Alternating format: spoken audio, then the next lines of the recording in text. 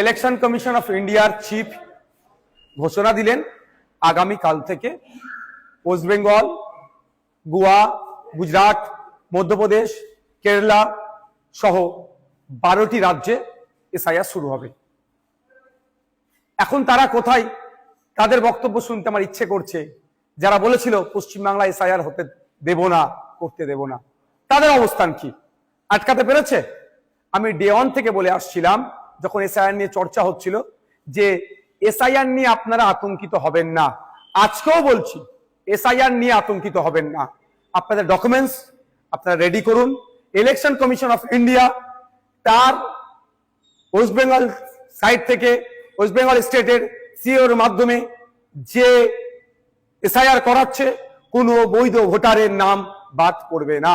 আমরা আশা করব প্রত্যেকটা নাগরিক যারা আছেন ভোটদানে, যারা 18 বছর ঊর্ধ্বে পূর্ণ স্বাধীনতা আছে, সংবিধান প্রদত্ত, সেটা বহাল থাকবে।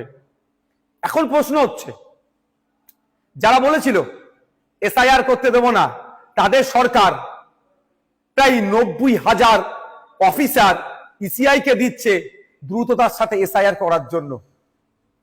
এখন অফিসারগুলো এসআইআর করতে যাবে, বুথ ধরে যাবে। আমি অনুরোধ করব আপনাদের কাছে, এটা নিয়ে কেউ উত্তেজিত হবেন না। কারণ এই অফিসার যারা যাবে, তাদের আপনারা একটা বিষয় নোট করে রাখবেন, সেটা তার নাম, তার কন্ট্যাক্ট নাম্বার, সে কোন ডিপার্টমেন্টে চাকরি করে, আর তাকে এসআইআর এর জন্য ইনক্লুড করা হয়েছে তার প্রমাণপত্র আপনারা নিয়ে রাখবেন। যদি অফিসার কোনো বৈধ ভোটারকে ডি ভোটার, ডাউটফুল ভোটার, অবৈধ ঘোষণা করে, তার বিরুদ্ধে আইনত লড়াইয়ের একটা জায়গা থাকবে। এই লোকটি কে ছিল, 1 নম্বর কথা। দ্বিতীয়ত, কেউ যদি আপনাদেরকে উত্তেজিত করার চেষ্টা করে, আপনারা কারো কথায় উত্তেজিত হবেন না।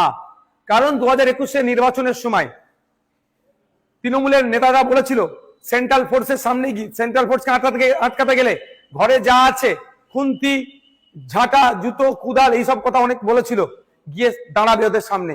এই করতে গিয়ে শীতলকুচিতে সেন্ট্রাল ফোর্সের গুলিতে 4 জন মানুষ মারা গিয়েছিল। আজকে 4 বছর অতিবাহিত হয়ে গেল, এখনো কিন্তু বিচার পেল না। তাই বলবো, কারো কথায় উত্তেজিত হয়ে এই ধরনের ভুল পদক্ষেপ নেবেন না আপনারা। দেখুন, এটাতে বেশ কটা স্টেপ রেখেছে।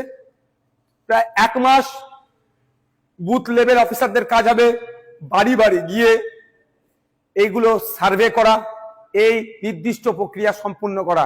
তারপরে পাবলিশড হবে। পাবলিশড হওয়ার পরে প্রায় 1 মাস, হয়তো কারো যদি নাম ইচ্ছাকৃত হোক, অনিচ্ছাকৃত হোক, বা ডিস্টার্ব বাদ পড়ে বা ডিস্টার্ব হয়, সেক্ষেত্রে তার বলার সুযোগ, অভিযোগ জানানোর সুযোগ পাবে।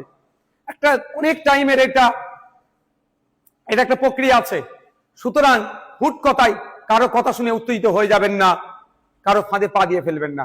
এবার আমি উদাহরণস্বরূপ বলছি, আমার বাড়ি জাঙ্গিপাড়া বিধানসভার ফুরফুরা শরীফ অঞ্চলের 90 নম্বর বুথে, আর আমি চিৎকার করছি, আপনার বাঁকুড়াতে অমুক বুথে নাম বাদ পড়েছে, বীরভূমে অমুক বুথের নাম বাদ পড়েছে। তার আগে আমার প্রথম কাজ হবে আমার বুথটাতে সকল ভোটারদের নাম ঠিক আছে কে না নাই, সেটাও তাহলে আমি একটু দেখে নেওয়া। যেটা আমি সমালোচনা করছি, এটা নিয়ে সোচ্চার হচ্ছি, আমাদের বুথের রাম কাকা, রহিম চাচা, ফতেমা মা বা সীতা মায়ের নাম ঠিকঠাক আছে কি বৈধ ভোটারগুলোর, সেইগুলো একটু আমরা দেখে নেব। যখন বুথ হয়ে যাবে, অঞ্চল দেখব সবার ঠিক আছে নাকি। অঞ্চল হয়ে গেলে বিধানসভা, বিধানসভা হলে জেলা, জেলার পরে রাজ্য। সুতরাং আমার বলার এটাই বক্তব্য, কারো কথাই উত্তেজিত হবেন না। উত্তেজিত তারাই করতে চাইছে যারা রাজনৈতিক কারবারিরা। এই রাজনৈতিক কারবারিদের ফাঁদে পা দেবেন না। আর এসআইআর নিয়ে অযথা আতঙ্কিত হবেন না।